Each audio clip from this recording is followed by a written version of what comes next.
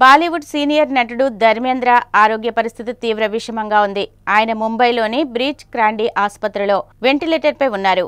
కొన్ని టీవీ ఛానళ్లు, సామాజిక మాధ్యమాల్లో ధర్మేంద్ర కన్నుమూసినట్లు వార్తలు వచ్చాయి.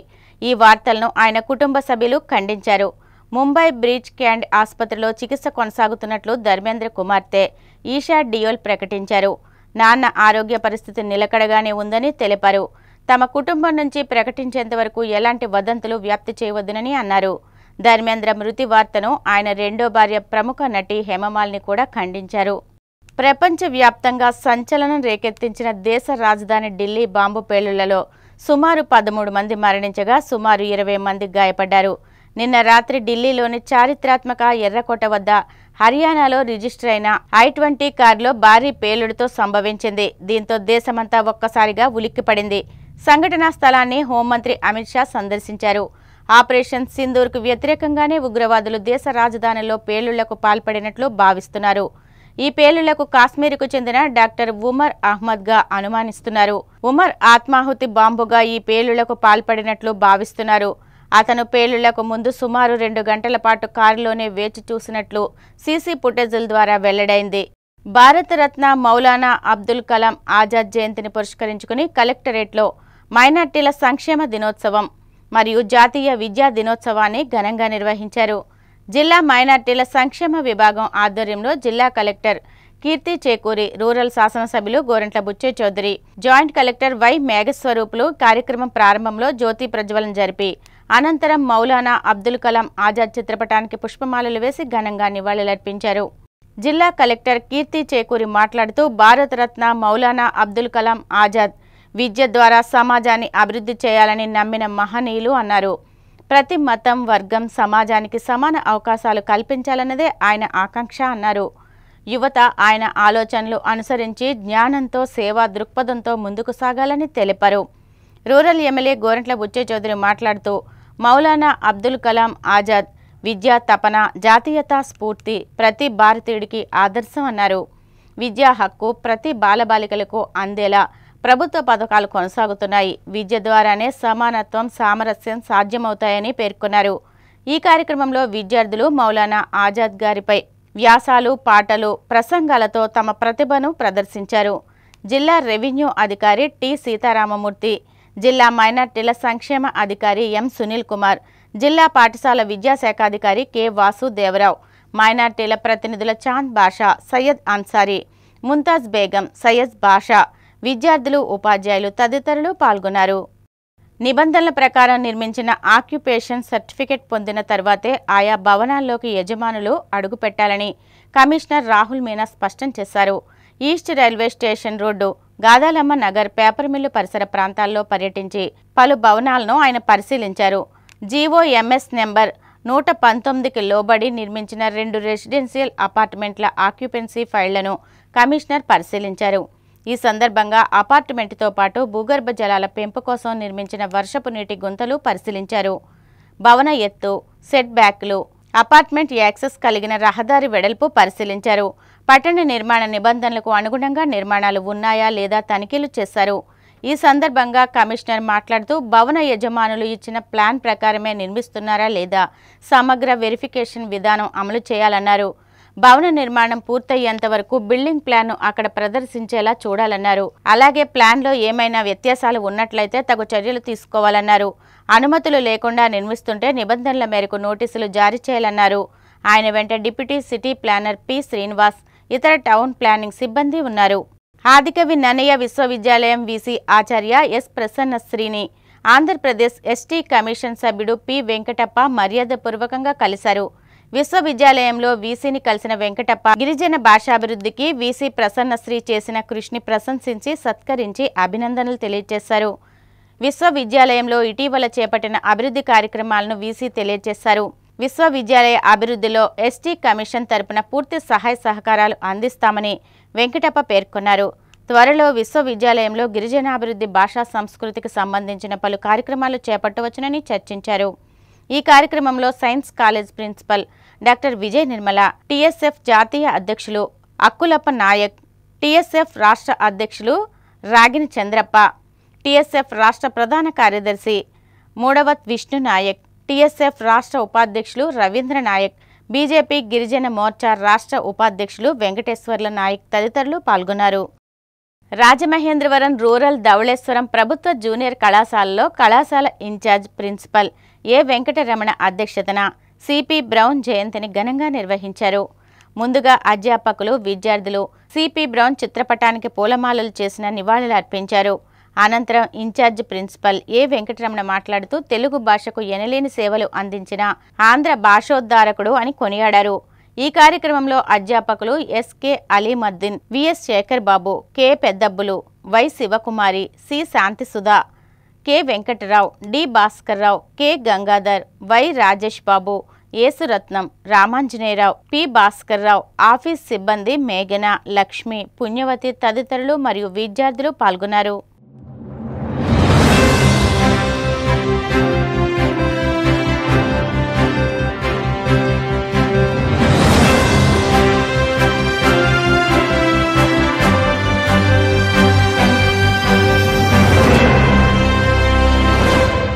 నమస్కారం. సిసిసి డిజిటల్ 230 న్యూస్ బులెటిన్కి స్వాగతం.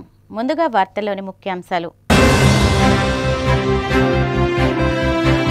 కలగంపూడి గ్రామంలో 55 లక్షలతో చేపట్టనున్న జలజీవన్ మిషన్ పనులకు శంకుస్థాపన చేసిన మంత్రి నిమ్మల.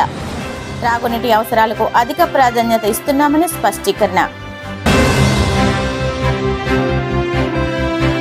గుంటూరులో పలు అభివృద్ధి పనులను పరిశీలించిన కేంద్ర మంత్రి పెమ్మసాని. ఇన్ఫ్రాస్ట్రక్చర్ ప్రాజెక్టు పనులు వేగంగా జరుగుతున్నాయని వెల్లడి.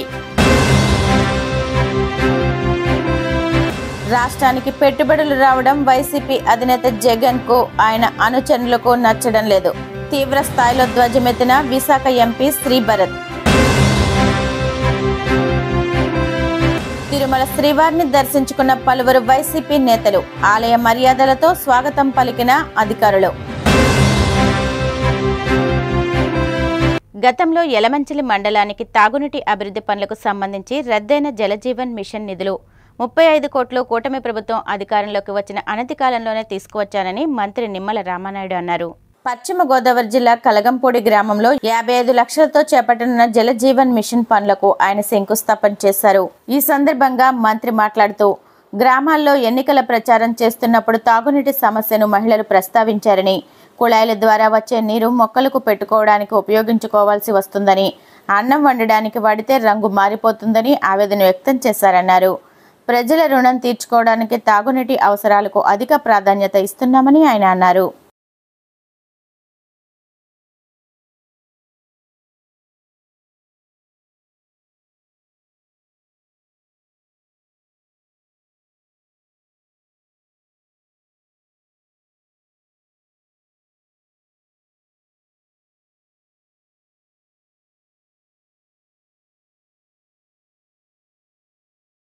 తెలుగుదేశం, జనసేన, బీజేపీ కూటమి ప్రభుత్వం అధికారంలోకి వచ్చిన తర్వాత ఆ జలజీవన్ మిషన్ నిధులు ఏవైతే ఉన్నాయో వాటిని మళ్లీ పునరుద్ధరించి వాస్తవంగా 2024కి జలజీవన్ మిషన్ నిధులు మరి పూర్తయ్యేటువంటి పరిస్థితులు దేశంలో ఉండగా మళ్లీ గౌరవ ముఖ్యమంత్రి నారా చంద్రబాబు నాయుడు గారు, గౌరవ ఉప ముఖ్యమంత్రి వర్యులు పవన్ కళ్యాణ్ గారు ప్రీతమ ప్రధాని నరేంద్ర మోడీ గారిని కోరి మా ఆంధ్రప్రదేశ్ రాష్ట్రంలో జలజీవన్ మిషన్ నిధుల్ని సద్వినియోగం చేసుకోలేకపోయారు.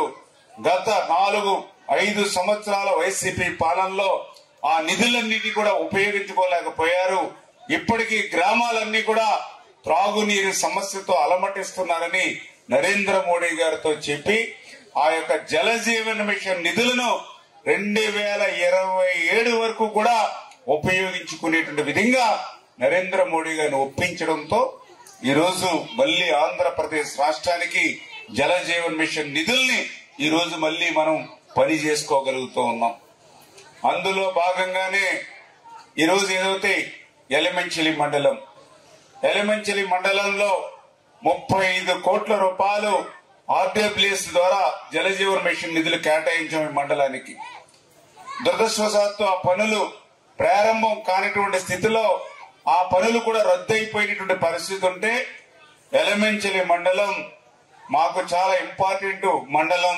మళ్ళీ నేను ఏదైతే ఈ యొక్క శాఖ పంచాయతీరాజ్ శాఖ పవన్ కళ్యాణ్ గారి దగ్గరికి కూడా స్వయంగా కలిసి ఆయన ఓఎస్డీ తోటి, ఆయన సెక్రటరీ తోటి, పంచాయతీరాజ్ కమిషనర్ తోటి పదే తిరిగి ఎక్కడా లేనటువంటి విధంగా రద్దయిపోయినటువంటి మండల జలజీవన్ మిషన్ నిధులను కూడా మళ్ళీ కేబినెట్ మీటింగ్ లో పెట్టుకుని ఆమోదింపజేసుకున్నాం. కాబట్టి ఈ రోజు మళ్ళీ ఆ యలమంచిలి మండలానికి ఆ 35 కోట్ల రూపాయలు, ఈ రోజు ఈ కలగంపూడి గ్రామానికి మళ్ళీ 55 లక్షల రూపాయలు తేగలిగామని అంటే ఈ మండలం పట్ల మాకున్నటువంటి చిత్తశుద్ధికి, ఈ మండలాన్ని అభివృద్ధిలోను సంక్షేమంలోనూ కూడా ముందు వరుసలో ఉంచాలనేటువంటి నా యొక్క కార్యాచరణకి ఈ రోజు ఇక ప్రతిఫలం ఈ రోజు ఈ యొక్క నిధులు మళ్ళీ పునరుద్ధరించడం అని చెప్పి మీ ద్వారా అందరికి కూడా తెలియజేసుకుంటున్నాను. గుంటూరు నగరానికి మణిహారంగా నిల్వనున్న శంకర్ విలాస్ బ్రిడ్జ్ నిర్మాణ పనులను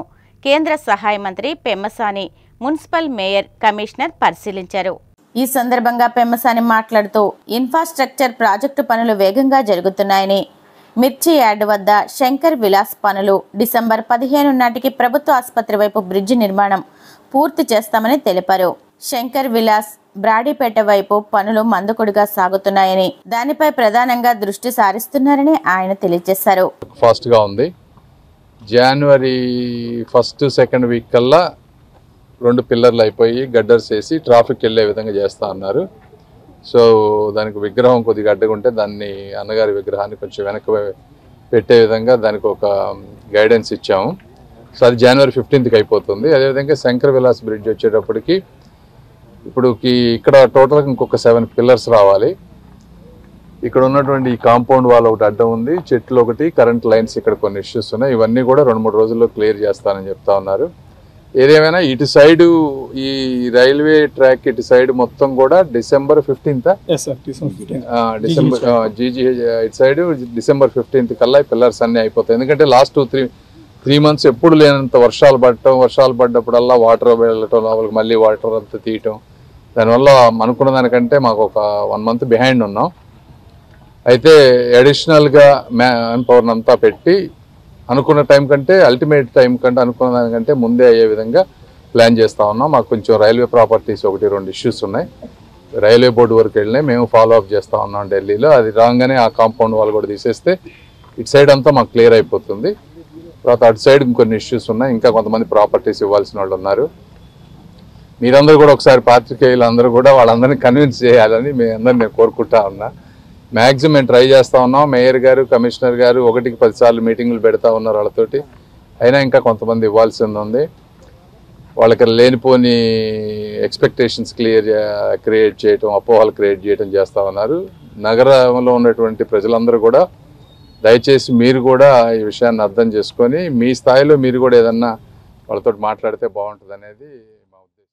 రాష్ట్రానికి పెట్టుబడులు రావడం వైసీపీ అధినేత జగన్మోహన్ రెడ్డి, ఆయన అనుచరులకు నచ్చడం లేదని విశాఖ ఎంపీ శ్రీభరత్ ఆరోపించారు.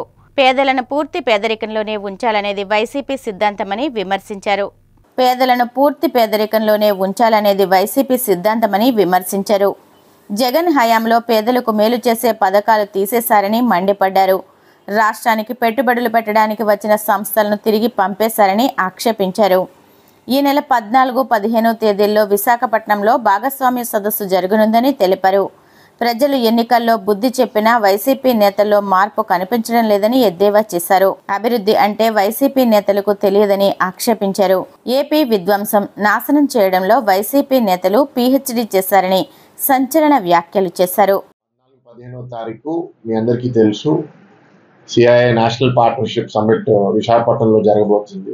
ఇదొక కాన్ఫిడెన్స్ బూస్టింగే కాదు, ఒక సిగ్నల్ ప్రపంచవ్యాప్తంగా ఆంధ్రప్రదేశ్ పంపించాలని చాలా బలంగా ఆలోచిస్తుంది.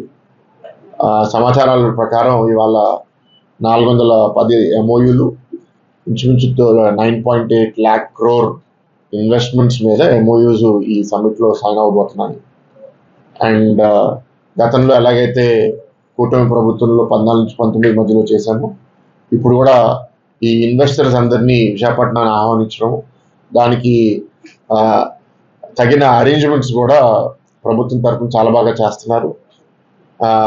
నగర బ్యూటిఫికేషన్ వర్క్స్ కూడా మీరు అందరూ నోటీస్ చేస్తుంటారు. దాంట్లో కూడా ఏదైనా ఫీడ్బ్యాక్ ఉంటే మీరు చెప్పండి, ఏదైనా కరెక్ట్ చేసుకుంటాము. అండ్ దాని మీద కూడా నేను ప్రధానంగా కమిషనర్ గారితో మాట్లాడినప్పుడు చెప్పాను, ఈ డబ్బు మనం ఏదో పైన మేకప్ లాగా కాకుండా మనం పెట్టే ప్రతి రూపాయి పెట్టుబడి ఈ సమ్మిట్ తర్వాత కూడా నగరంలో ఉన్న సిటిజన్స్కి పనికొచ్చే విధంగా ఉంటే బాగుంటుందని చెప్పడం జరిగింది. ఆ విధంగానే మీరు చూస్తే రౌండ్ అబౌట్ సర్కిల్స్, ఎక్కడైనా రోడ్ రిపేర్లు ఉంటే ఆ విధంగానే చేయడం జరుగుతుంది. కొంతవరకు ఏ ఈవెంట్ చేసినా సరే, ఇప్పుడు మీరు కూడా ఈవెంట్ చేస్తే ఫ్లవర్స్ కొంటారు, ఆ ఫ్లవర్స్ 4 రోజుల తర్వాత వాడగలుగుతామంటే వాడలేము. So that's okay. అది కాకుండా ఏంటంటే ఇక్కడ ఆల్ కైండ్స్ ఆఫ్ ఇన్వెస్ట్మెంట్స్ ఇందులో సిఐఏ పార్ట్నర్షిప్ సమ్మిట్ వాళ్ళ నరెట్కో వాళ్ళు ఒక రియల్ ఎస్టేట్ సమ్మిట్ పెడుతున్నారు. ఏంటంటే ఇక్కడ వచ్చిన వాళ్ళు ఇల్లులు కొనాలి, వాళ్ళకి లైఫ్ స్టైల్ ఉండాలి, దాని గురించి కూడా ఇక్కడ అవకాశాలు ఏంటి అని అందరికీ చూపించడము. అది కాకుండా ఇక్కడ టూరిజం పొటెన్షియల్ ఏంటి అని వచ్చిన ఇన్వెస్టర్స్ అది కూడా చూపించాలనే ఒక ఆలోచన. అన్ని రకాలుగా ఉన్నాయి. చాలా కష్టపడి వాళ్ళ రాష్ట్ర క్యాబినెట్లో ఉన్న మంత్రులందరూ పనిచేస్తున్నారు. మీరు చూశారు, గతంలో నారా లోకేష్ గారు ఇన్వెస్ట్మెంట్స్ కోసము ఆస్ట్రేలియాకి వెళ్ళడము, దాని తర్వాత మన ముఖ్యమంత్రి చంద్రబాబు నాయుడు గారు యూఏఈకి వెళ్ళడము, లండన్కి వెళ్ళడము, దాంతోపాటు ఇండస్ట్రీస్ మినిస్టరు, మిగతా వాళ్ళందరూ సంబంధించిన ఆఫీసర్లు వెళ్ళి ఇన్వెస్ట్మెంట్స్ కోసం చేయడం. దాంట్లో కొన్ని ఈ సమ్మిట్లో వస్తాయి, కొన్ని భవిష్యత్తులో వస్తాయి. అండ్ ప్రధానంగా ఈసారి ఫోకస్ ఏంటి అంటే ఎంఓయూలు 1 స్టెప్, బట్ దాని తర్వాత ఆ ఇన్వెస్ట్మెంట్ని క్యాబినెట్ క్లియర్ చేయడము, ల్యాండ్ అలొకేట్ చేయడము, సబ్సిడీస్ ఫైనలైజ్ చేయడము, ఆ ప్రాజెక్ట్ ల్యాండ్ అయ్యి ఈ 5 ఇయర్ టర్మ్ అంటే 1.5 ఇయర్ అయిపోయింది, 3.5 ఏళ్ళ లోపల majority of those projects ground అయిపోయి ఆపరేషనల్ అవ్వాలనేది మా గోల్. అందుకే మీరు చూస్తే ఈ సిఐఏ సమ్మిట్ అయ్యే ముందే ఈ 15 నెలల్లో ఆల్మోస్ట్ ఒక 17 నెలల్లో almost 9 lakh crores of projects cabinet already clear చేసేసింది. అంటే ఎంత అడ్వాన్స్గా ఉన్నారో మీరు ఊహించండి. క్యాబినెట్ క్లియర్ చేసింది అంటే అన్నీ క్లియర్ అయిపోతాయి, అంటే ఆల్ పర్మిషన్స్, ల్యాండ్ అన్నీ క్లియర్ అయితే తప్ప క్యాబినెట్ క్లియర్ చేయదు. ఆయన చాలా దగ్గర గ్రౌండ్ వర్క్ కూడా మొదలుపెట్టింది. ఇప్పుడు ArcelorMittal steel plant ground work మొదలుపెట్టేశారు. ఎన్టీపీసీ గ్రీన్ హైడ్రోజన్ సోలార్ది కొన్ని ఏరియాస్లో గ్రౌండ్ వర్క్ మొదలుపెట్టేశారు. అండ్ ఇక్కడ మనకి ఈ 2-3 రోజుల్లో శంకుస్థాపన కార్యక్రమాలు కూడా చాలా ఉండబోతున్నాయి, అవి మీరే చూడబోతున్నారు. సో మా తరపు నుంచి పూర్తి సపోర్టు మేము ఇస్తాము. విశాఖపట్నంలో ప్రధానంగా ఐటీ ఇన్వెస్ట్మెంట్స్, దానికి మొన్నే రైజా కూడా క్యాబినెట్లో క్లియర్ చేశారు. రేపు జరగబోయే క్యాబినెట్లో కూడా ఇంకో పెద్ద ఐటీ కంపెనీ కూడా క్లియర్ చేయబోతున్నారని లోకేష్ గారు మొన్నే మీడియా, అంటే మేము పట్నా బీహార్కి వెళ్ళినప్పుడు అక్కడ మీడియా వాళ్ళతో చెప్పడం జరిగింది. సో ఎదురు చూస్తున్నాము. మీరు కూడా ఈ సమ్మిట్కి వైడ్ స్ప్రెడ్ కవరేజ్ ఇవ్వాలని. మొంతా తుఫాన్ ప్రభావంతో నష్టపోయిన రైతులను నిబంధనలు సడలించి తక్షణమే ఆదుకోవాలని సిపిఐ జిల్లా కార్యదర్శి కోనాల భీమారావు డిమాండ్ చేశారు. మొంతా తుఫాన్ ప్రభావంతో నష్టపోయిన రైతులను నిబంధనలు సడలించి తక్షణమే ఆదుకోవాలని సిపిఐ జిల్లా కార్యదర్శి కోనాల భీమారావు డిమాండ్ చేశారు. సిపిఐ ఏపీ రైతు సంఘం సంయుక్త ఆధ్వర్యంలో మొంతా తుఫాన్తో నష్టపోయిన రైతులను ఆదుకోవాలని పశ్చిమ గోదావరి జిల్లా భీమవరంలో జిల్లా కలెక్టర్ చెదలవాడ నాగరానికి వినతి పత్రం అందజేశారు. ఈ సందర్భంగా ఆయన మాట్లాడుతూ ఆహార పంటలకు 25,000, వాణిజ్య పంటలకు 50,000, ఉద్యానవన పంటలకు 75,000 నష్టపరిహారం ఇవ్వాలని విజ్ఞప్తి చేశారు. ఈ కార్యక్రమంలో రైతు సంఘం జిల్లా కార్యదర్శి వై ఆనంద్, సిపిఐ జిల్లా కార్యదర్శి సభ్యులు చెల్లుబోయిన రంగారావు, ఎం సీతారాం ప్రసాద్, జిల్లా సమితి సభ్యులు మల్లుల శ్రీనివాసరావు తదితరులు పాల్గొన్నారు. యలమంచిన మండలం ఊరుగువెల్లి శివారు వాకల గరువు గ్రామ కాపురస్తులు అండి వీరందరూ. వాతాడ ధనంజరావు అయిన ఈ అబ్బాయి అగ్నికుల శక్తులు అండి ఈ అబ్బాయి. అయితే ఈ అబ్బాయి ఒక ఎస్సీ కులానికి చెందినటువంటి ఎస్సీ మాదిగ అమ్మాయిని మ్యారేజ్ చేసుకోవడం జరిగింది. మాదిగ అమ్మాయిని మ్యారేజ్ చేసుకున్నప్పటి నుంచి ఆ గ్రామంలో వీరి కుటుంబంపై తీవ్ర వేధింపులు గురి చేయటం, వీరికి ఉన్నటువంటి భూములు కూడా వాళ్ళు లాగేసుకుంటాం, ఆ గ్రామంలో వీరిని సాంఘిక బహిష్కరణ వెలివేసి చాలా దారుణంగా ఈ కుటుంబాన్ని హింసిస్తున్నారండి. అయితే మరి ఈ రోజంతా దళిత సంఘాలుగా వారి కుటుంబ సభ్యులంతా కూడా జిల్లా కలెక్టర్ గారికి ఒక వినతి పత్రం ఇవ్వడానికి వచ్చాం. ఉన్నతాధికారులు, జిల్లా కలెక్టర్ గారు, ఎస్పీ గారు, ఉన్నతాధికారులు అంతా కూడా ఈ కుటుంబానికి న్యాయం చేయాలి. ఏదైతే ప్రభుత్వం భూమి ఆ ప్రాంతంలో గోదావరి భూములన్నీ వాళ్ళంతా కూడా గ్రామస్తులంతా కూడా సాగు చేసుకుంటున్నారు. మరి వీరు కూడా అలాగే సాగు చేసుకుంటున్నారు. వీరిని సాగు చేసుకోకుండా వారి తీవ్ర స్థాయిలో మరి అడ్డుకుంటాం, వేధించటం, వీరి మీద దాడి చేయటం అనేది కార్యక్రమాలు చేస్తున్నారు. అవన్నీ అరికట్టి ప్రభుత్వ అధికారులు ఈ కుటుంబానికి న్యాయం చేయాలి. ఈ అమ్మాయిని ఎవరైతే మరి ఎస్సీ క్యాస్ట్ తో చుట్టారో, ఎస్సీ కులం పేరుతో వేధిస్తున్నారో వారందరిపై ఎస్సీ ఎస్టీ అట్రాసిటీ కేసు నమోదు చేయాలని ఈ సందర్భంగా కుటుంబంలో ఏమి ఇబ్బందులు ఏమి లేవు. మాది వాకుగారు గ్రామం అండి, అల్మించిన మండలం, గూడూరుపల్లి పోస్ట్ అండి. మా పెళ్ళైన కాడి నుంచి మా గ్రామం నుంచి ₹1,00,000 కట్టమన్నారండి. కట్టమంటే ఏంటంటే నువ్వు ఇలా కులంతరం వ్యవహారం చేసుకుని వచ్చావు, వేరే కుల అమ్మాయి పెళ్లి చేసుకుని వచ్చావు, ₹1,00,000 కట్టమన్నారండి. ₹1,00,000 అంత మేము ఎక్కడ తీసుకడతాం మేము కట్టలేకపోయినామండి. నేను డబ్బు కట్టిన గురించి మాకు గ్రామంలో సీటు పాటలు ఉంటాయండి, అవి ఆపేశారు మమ్మల్ని. సీటు పాటలు కూడా ఆపేసి అలాంటి సాగు చేసుకుని అట్లను కూడా ఆపేసి నానా రకాలుగా ఒక రకంగా కాకుండా ఏ రకంగా వాళ్ళకి ఎలా వీలుంటే అలాగా మా కుటుంబాన్ని హింస పెడతా ఉన్నారండి. న్యాయం చేయమని మేము కలెక్టర్ గారిని కోరడం అయిందండి. ఇది రెండోసారి అండి. ఇది ఆల్రెడీ అంతకుముందు కూడా పెట్టామండి. ఇది అంతకుముందు పెడితే మా ఊర్లో రాజకీయ వ్యక్తి ఆయన ఇది జరగనివ్వకుండా ఆపేశాడండి. ఇది ఈసారి మాకు న్యాయం కులాంతర వివాహం చేసుకున్నందుకు తమ కుటుంబాన్ని గ్రామ బహిష్కరణ చేసి గ్రామస్తులు ఇబ్బందులకు గురి చేస్తున్నారని వాకపు గరువు గ్రామానికి చెందిన వాతాడి ధనంజయరావు ఆరోపించారు. పశ్చిమ గోదావరి జిల్లా భీమవరం కలెక్టరేట్ వద్ద దళిత సంఘాల ఆధ్వర్యంలో నిరసన కార్యక్రమాన్ని నిర్వహించి కలెక్టర్ చెదలవాడ నాగరానికి వినతిపత్రాన్ని అందించారు. యలమంచిలి మండలం బూరుగుపల్లి వాకలగరువు గ్రామానికి చెందిన వాతాడి ధనంజయరావు వేరే కులస్తురాలైన మౌనికను కులాంతర వివాహం చేసుకోవడం వల్ల సంఘానికి జరిమానా కట్టాలని ఇబ్బందులకు గురి చేస్తూ గ్రామ బహిష్కరణ చేశారని ఆరోపించారు. తమ కుటుంబానికి న్యాయం చేయాలని, లేకుంటే ఆత్మహత్య చేసుకుంటామని వారు ఆవేదన వ్యక్తం చేశారు. ఈ కుటుంబానికి దళిత సంఘాల మద్దతు తెలిపి న్యాయం చేయాలని డిమాండ్ చేశాయి. ఈ సందర్భంగా దళిత ఐక్య వేదిక రాష్ట్ర అధ్యక్షుడు గంటా సుందర్ కుమార్ మాట్లాడుతూ దళితులు వేరే కులస్తులను వివాహం చేసుకుంటే ఇలా బహిష్కరణ చేస్తారా అని ప్రశ్నించారు. దీనిపై అధికారులు విచారణ జరిపించి న్యాయం చేయాలని డిమాండ్ చేశారు. తుఫాను కారణంగా జిల్లాలో నష్టపోయిన రైతాంగాన్ని ఆదుకోవాలని కోరుతూ జిల్లా కలెక్టర్ గారికి వినతిపత్రం సమర్పించడం జరిగింది. అలాగే మెంతా తుఫాన్లో భాగంగా ఉపాధి కోల్పోయినటువంటి చేనేత కార్మిక కుటుంబాలకు రాష్ట్ర ప్రభుత్వం అనేక నిత్యావసర వస్తువుల్ని అందించడం జరిగింది. అది పూర్తి స్థాయిలో చేనేత కుటుంబాలకు అందజేయడం జరగలేదు.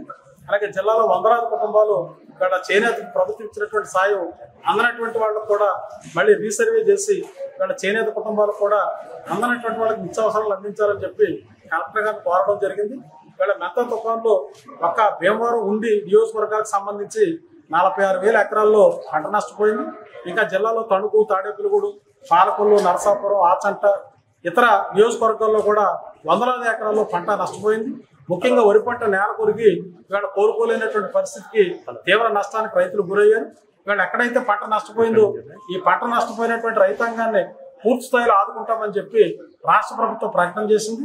దానికి సంబంధించినటువంటి అధికారిక అంచనాల ప్రకారమే జిల్లాలో 50,000 పైన ఇవాళ వరి పంటలు కానీ, ఆహార పంటలు కానీ, వాణిజ్య పంటలు కానీ, ఉద్యానవన పంటలు కానీ నష్టపోయి ఇవాళ ఏదైతే ఆహార పంటలకు సంబంధించి ఎకరాకి 25,000 రూపాయలు, అట్లాగే వాణిజ్య పంటలకు సంబంధించి ఎకరాకి 50,000, ఉద్యాన పంటలకు సంబంధించి 75,000 రూపాయలు ఇవ్వాలని రైతాంగాన్ని ఆదుకోవాలని చెప్పి వీళ్ళ కలెక్టర్ గారు కోరడం జరిగింది.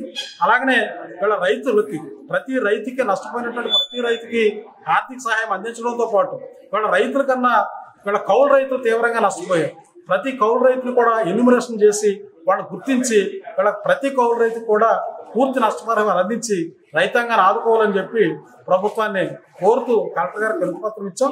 తక్షణంగా రైతాంగాన్ని అన్ని విధాలా ఆదుకోవాలని చెప్పి ప్రభుత్వం వల్ల పశ్చిమ గోదావరి జిల్లా రైతాంగం, సన్నకారు రైతులు, ఆ రైతులను ఆదుకోవాలని మేము సిపిఐగా ఈరోజు కలెక్టర్ గారికి విమానంలో ఇవ్వడం జరిగింది. అందరిని కూడా వాళ్ళు మరి నష్టపోయిన రైతులకి మరి వాళ్ళకి పారితోషికం ఇవ్వాల్సిన బాధ్యత రాష్ట్ర ప్రభుత్వానికి ఉంది, అలాగే కేంద్ర ప్రభుత్వానికి ఉంది. వెంటనే మరి వాళ్ళని ఆదుకుంటే వాళ్ళు పంటల మరి కష్టాల నుండి బయటపడతారని కూటమి ప్రభుత్వం వచ్చాక తెలుగుదేశం నాయకులు ఒకవైపు కురుబు కులస్తులను దారుణంగా నరికి చంపుతూ ఇంకోవైపు శ్రీ భక్త కనకదాస విగ్రహానికి పూలమాలలు వేసి ప్రేమ ఉన్నట్టు నటిస్తున్నారని మాజీ ఎంపీ గోరంట్ల మాధవ్ ఆగ్రహం వ్యక్తం చేశారు. తాడేపల్లిలోని వైసీపీ కేంద్ర కార్యాలయంలో ఆయన మీడియాతో మాట్లాడుతూ కురుబా కులస్తులను జగన్ గడిచిన 5 ఏళ్లు భుజాన మోస్తే కూటమి ప్రభుత్వం వచ్చాక టీడీపీ నాయకులు కాలి కింద వేసి తొక్కుతున్నారని విమర్శించారు.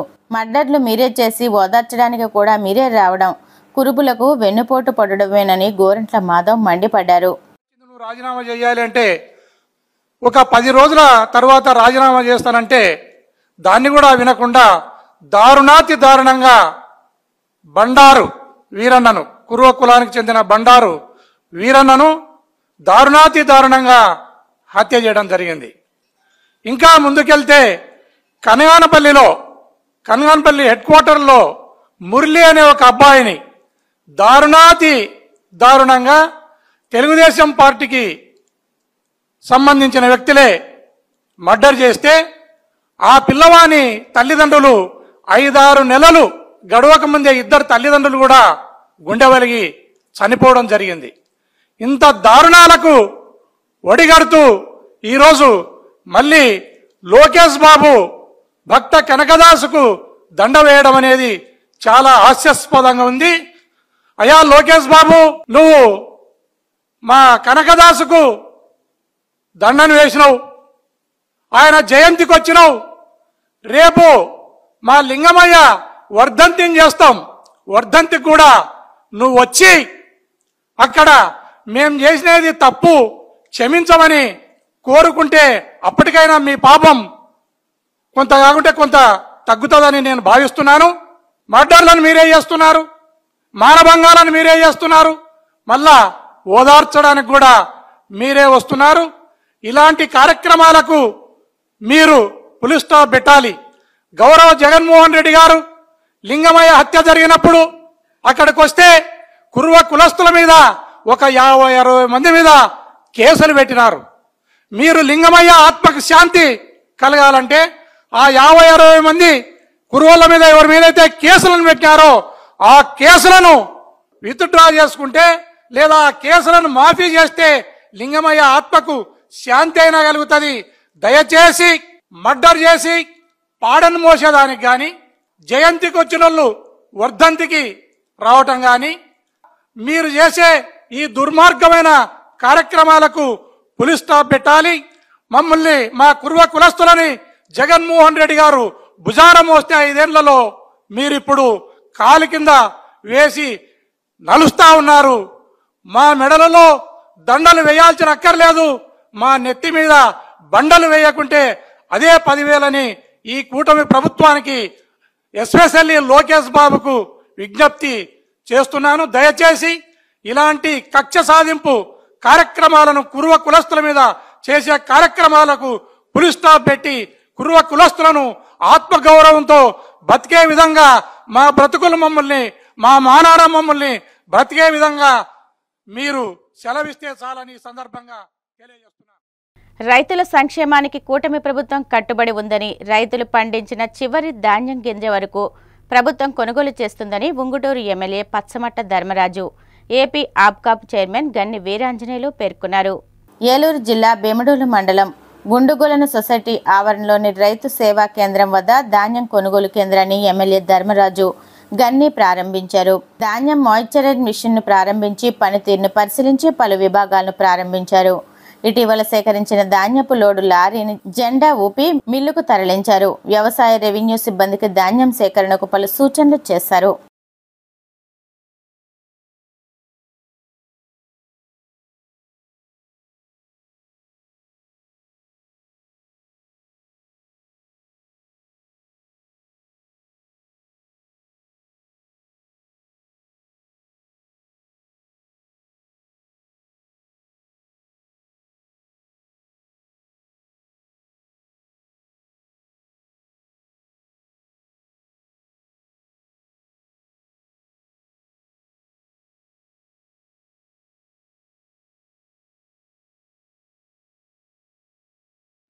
ఎమ్మెల్యే గారి చేతుల మీదుగా మేమంతా కూడా మన ఉంగుటూరు నియోజకవర్గంలో మొదటి ధాన్యం కొనుగోలు కేంద్రాన్ని ప్రారంభం చేసుకోవడం చాలా సంతోషదాయకం.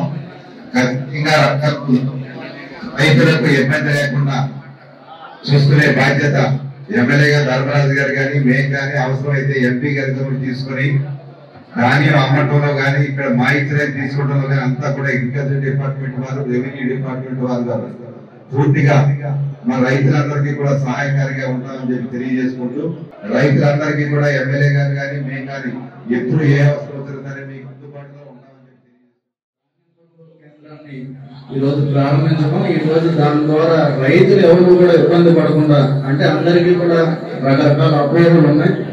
పర్సంటేజ్ బట్టి తీసుకుంటారని చాలా మంది చెప్తూ అయింది జరిగి, మనం పండించిన ప్రతి గింజ కూడా ఈ కూటమి ప్రభుత్వం కొనడానికి సిద్ధంగా ఉంది. అలాగే మన రైతు సోదరులు 126 పండించుకోవాలి, దాని మీద మాకు లాభదాయకంగా ఉంటుందని చెప్తే వాటికి ప్రత్యామ్నాయంగా, అంటే దాన్ని కొంచెం వేరే దేశాలకి ఎక్స్పోర్ట్ చేసినప్పుడు రిజెక్ట్ అవుతున్నాయి కాబట్టి దానికి ప్రత్యామ్నాయ రకాలని మనకు అధికారులు తెలియజేస్తారు. అధికారులను సంప్రదించి దానితో సమానంగా వచ్చే వాటిని మీరు ఏర్పాటు చేసుకుని మీరు కూడా సహకరించాలి. మీరు అడిగిన దాన్ని కూడా ప్రభుత్వం దృష్టికి, అలాగే కలెక్టర్ గారి దృష్టికి కూడా తీసుకువెళ్తాం. మన అన్నగారు ఆంజనేయులు గారు నేను ఇద్దరం కూడా కలిపి, మనకి మొన్న మోతా తుఫాన్లో చాలా మంది రైతులందరూ కూడా ఇబ్బంది పడితే ఆ రోజున మన ఎంపీ మహేష్ గారు కూడా దగ్గరుండి అన్ని పర్యవేక్షించి అన్నింటిలో కూడా జాగ్రత్తగా నోటు తెచ్చుకొని అందరికీ రైతులకు ఎప్పుడు కూడా అందుబాటులో ఉండేటట్టు ఈ కూటమి ప్రభుత్వం ఎల్లవేళ రైతుల సంక్షేమాన్ని, రైతుల అభివృద్ధిని ఆశిస్తూ ముందుకు వెళ్తుంది. అలాగే మనకి కేంద్రం నుంచి కూడా ఈ రోజు కమిటీ వచ్చి వాళ్ళు కూడా పరిశీలన చేస్తున్నారు మన మోతా తుఫాన్ గురించి. మనం మీకు ఏది అవసరమైనా సంచులు కానీ మోక్షలు కానీ అన్ని రకాలుగా ఎటువంటి ఇబ్బందులు లేకుండా, ఎందుకంటే మీరు గతంలో చూసారు, మనం మీ అందరికీ కూడా ఎప్పుడు లేని విధంగా 48 గంటల్లోనే రైతులు వేస్తామని చెప్పి 24 గంటల్లో కూడా వేయడం. గత ప్రభుత్వంలో మనకి చూస్తే 1600 కోట్లని బాకీలు పెట్టి రైతులకు వెళ్ళిపోతే మన కూటమి ప్రభుత్వం రాగానే ఆ బాకీలన్నింటినీ కూడా తీర్చి ఇప్పుడు 48 గంటలు వేయడం. అలాగే ఈ ఖరీఫ్ సీజన్ లో కూడా మీ అందరికీ కూడా 48 గంటల్లోనే ఈ ధాన్యం డబ్బులన్నీ కూడా పెట్టడం. అన్నింటికి కూడా రైతులకి ఎప్పుడు సేవ చేసేటట్టు, అలాగే వాళ్ళకి అవసరానికి అనుగుణంగా మీ అందరం కూడా ఆంజనేయులు కానీ నేను కానీ మన సొసైటీ చైర్మన్స్ కానీ అందరూ కూడా అధికారులు కానీ ఎటువంటి ఇబ్బంది లేకుండా రాబోయే కాలంలో ఖరీఫ్ కూడా విత్తనాలకు కూడా ఇబ్బంది లేకుండా అన్ని కూడా సమకూర్చేటట్టు అధికారులందరితో కూడా మీరు మాట్లాడి అవన్నీ కూడా ఏర్పాటు చేస్తామని మీ అందరికీ కూడా తెలియజేస్తూ, ఎందుకంటే మన ముఖ్యమంత్రి నారా చంద్రబాబు నాయుడు గారు, మన ఉప ముఖ్యమంత్రి పవన్ కళ్యాణ్ గారు కూడా ఎంతో శ్రద్ధతో మన వ్యవసాయాన్ని లాభదాయంగా ఉండేట రైతులు అభివృద్ధి చెందిందనే ఈ రాష్ట్రం కూడా అభివృద్ధి చెందుతుందని నమ్మి మొత్తం రైతులకి అందుబాటులో ఉండేటట్టు చేస్తారని మీ అందరికీ కూడా కలియుగ ప్రత్యక్ష దైవం తిరుమల శ్రీ వెంకటేశ్వర స్వామి వారిని పలువురు వైసీపీ నేతలు దర్శించుకున్నారు.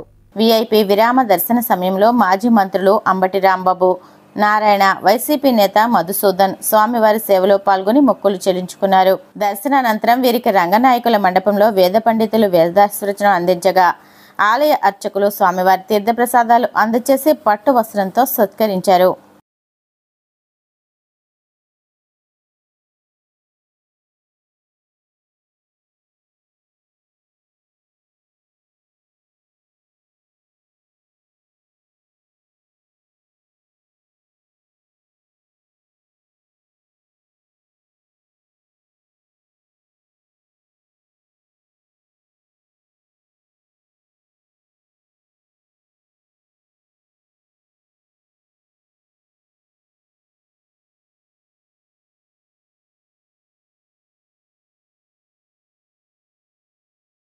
వార్తలు ముగించే ముందు ముఖ్యాంశాలు మరొకసారి. కలగంపూడి గ్రామంలో 55 లక్షలతో చేపట్టనున్న జలజీవన్ మిషన్ పనులకు శంకుస్థాపన చేసిన మంత్రి నిమ్మల. త్రాగునీటి అవసరాలకు అధిక ప్రాధాన్యత ఇస్తున్నామని స్పష్టీకరణ. గుంటూరులో పలు అభివృద్ధి పనులను పరిశీలించిన కేంద్ర మంత్రి పెమ్మసాని. ఇన్ఫ్రాస్ట్రక్చర్ ప్రాజెక్టు పనులు వేగంగా జరుగుతున్నాయని వెల్లడి. రాష్ట్రానికి పెట్టుబడులు రావడం వైసీపీ అధినేత జగన్ కు, ఆయన అనుచరులకు నచ్చడం లేదు. తీవ్ర స్థాయిలో ధ్వజమెత్తిన విశాఖ ఎంపీ శ్రీభరత్. తిరుమల శ్రీవారిని దర్శించుకున్న పలువురు వైసీపీ నేతలు. ఆలయ మర్యాదలతో స్వాగతం పలికిన అధికారులు. ఈనాటి సిసిసి డిజిటల్ 230 న్యూస్ బులెటిన్ ఇంతటితో సమాప్తం. నమస్కారం.